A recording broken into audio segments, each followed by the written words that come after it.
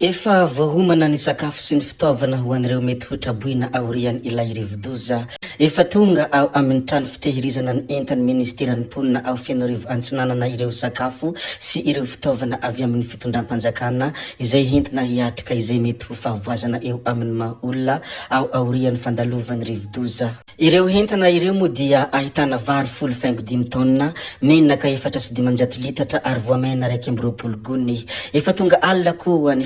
ireo fanampina ireo izay ahitana voamaina 7,20 gony sy menaka 4,7 litatra izay novidina tany Antoerana ihany. Mpanakanto Teriko Gara moa dia naneho ny heviny mikasika ireo forongony, isan'izany ny depute Fidy Narafidimanana Desiré no ahafantarany maro azy dia tokony angina izany ny vahoaka malagasy hoy ny fanontaniana izay napetraky Teriko Gara. Iza kosa aloha hoy izy dia azampitahorina fa tena tsy maintsy hiady ho an-tanindrazako aho amin'ny ireo olombitsy izay efa nampihinana ny tsy fihinana teto, natambazana ary nampitahorina reo isan'andro eto aza aho hoy izy fa tsy maintsy hiteny. Rehefa tsy mety dia tsy mety ninninona ho lazaina aza miandry 13 May 2024 lisan'ireo manamboninahitra hajaina fa 13 May ny mety foana na dia 1 Avril aza hoy hafatra izay nambarany mpanakanto Kogara. Ny mpamakafaka politika ranoray moa dia nisintona ny sain'ny mpanaraka azy tao anatin'ny tambanjotra Facebook. Nilaza moa izy ny hoe fantatrao ve fa rehefa nitsoka any Madagasikara iraval manana marika ny 17 Marsa 2024 dia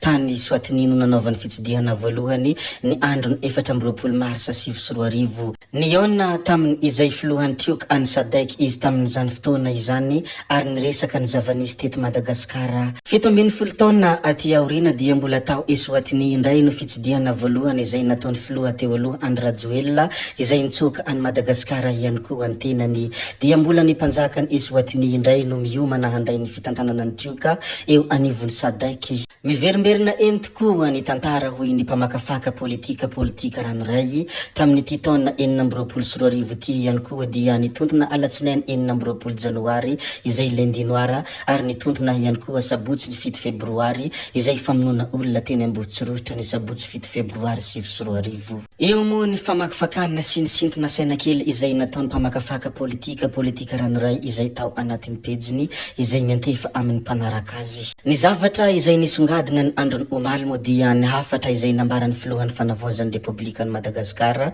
Andriamatoa Colonel Michael Ranitafa tamin'ny mpanao gazety. Tsy nisy didy fampisamborana mivantana mahakasika any Colonel Patrick Rakotomamonjy hoy ny hafatra izay nambaran'ny PRRM. Tsy misy didy fampisamborana mivantana mahakasika ny Colonel Patrick Rakotomamonjy hoy ny filohan'ny fanavaozana ny omaly raha nanontaniany ireo mpanao gazety. Nambarany ihany koa fa tsy misy kisendrasendra amin'ny politika fa efa voakajy daholo ny zavadrehetra. Eo moa ny hafatra mafonja izay nambarany filohan'ny fanavaozana ny omaly. Ndeha moa averintsika jerena kely ny mikasika an'izay. Ny fanavaozana ny Republika nisy an'ilay fanambazana nataon'ny Colonel Patrick Omaly alina manahoana tokony fandraisanao an'iny resaka natao. Io le teneniko isan'andro tsika malagasy tsy dia tsara loatra lalao tenenina fotsiny aloha mbola tsy didy fampisamborana zay no mahagaga anay fa nytany zay rehetra hoe izy le nivoany le didy tsisy didy fampisamborana nivoaka ny tao nahataiza zay no mahagaga fa tiako tsindrina kely fotsiny zavatra mba tiako hisintomana ny sainy malagasy dia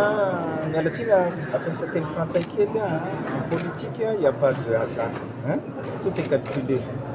Io fifanisina esely zavatra succession na événement io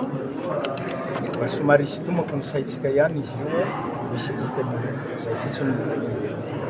Ahoana le hoe tsy miara-mila ntsony azy zao fa olona safidy.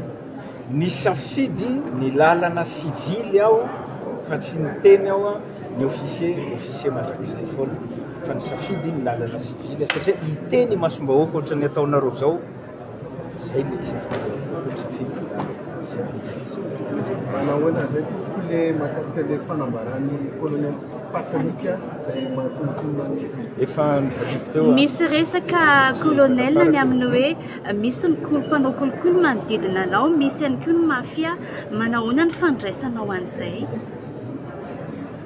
raha za le olona milazan'izany a dia mamoaka dossier hoentiny aty amiko aty hoentiny aty amiko aty fa efa anisan'ny zavatra ady ataoko ny ady amin'io resaka kolikoly io a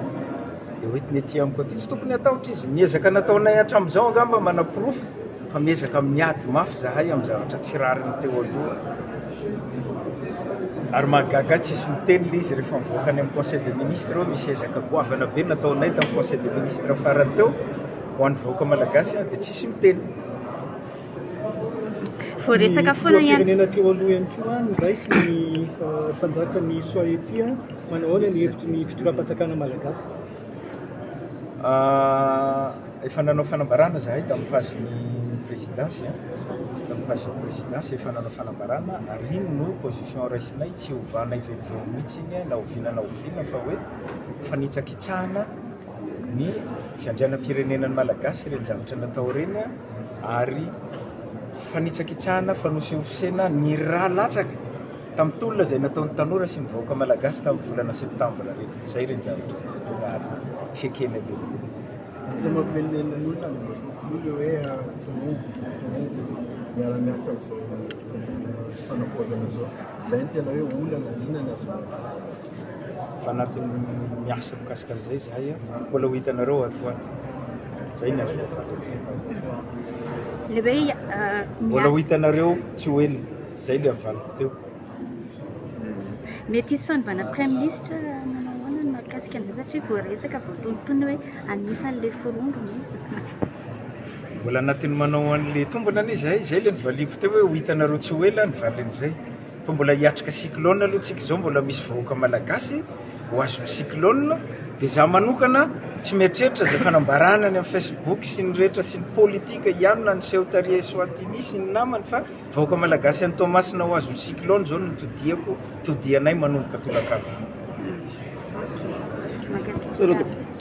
ino moa ny hafatra izay nambarany filohan'ny fanavaozana raha nitafa tamin'ny mpanao gazety maro amin'ny ireo mpanao hevitra no mametra-panontaniana manao hoe tadidinareo ve i colonel Faneva izay nitabataba mafy ary nisy antso antarbia izay niparitaka izay nolazaina fa colonel Faneva nolazaina fa feony izany taty aorina nefa tsy gaga ve ianareo fa lasa mifanaraka amin'ny ity fitondrana ity colonel Faneva ary tsy nitabataba intsony colonel Patrick ihany koa dia anisan'ny nanome toromarika be be nandritra ny irentolona ireny ary ny zavatra rehetra izay nolazainy tao anatin'ny horonan-tsary dia tanteraka avokoa dia mino tokoa ve ianareo fa tena tsy mifanaraka tokoa i colonel Michael sy colonel Patrick tena azo inona tokoa ve fa tsy vitan'ny fifampiresahana tany ambadibadika tany ny olana izay mahazo an'ny colonel Patrick ary tsy vavahan'ny colonel Michael ve ny olana izay nahazo azy fa tsy maintsy navoaka tety amin'ny tambanjotra ny serasera mba ho hitan'ny vahoaka malagasy mpiray-tanindrazana hoy ireo izay mametra-panontaniana manoloana ny zava-misy fanontaniana mipetraka ihany fotsiny zany fa tsy maintsy ho hitantsika eo foana ny tena zava-misy marina rehefa mihodina ny fotoana toboky vavy sy toboky lahy zay ihany koa no namarana ny video antsika koa dia mankasitraka anareo na vitany hainao hatramin'ny farany ary mbola manentana anareo foana ny mbola hanaraka ny video manaraka izay alatsaka iato misesisesy zay fa tsy halavany ny resaka hametra veloma izahay veloma vetivety amin'ny manaraka indray no manao ny misimisi veloma ary toboky lahy veloma toboky vavy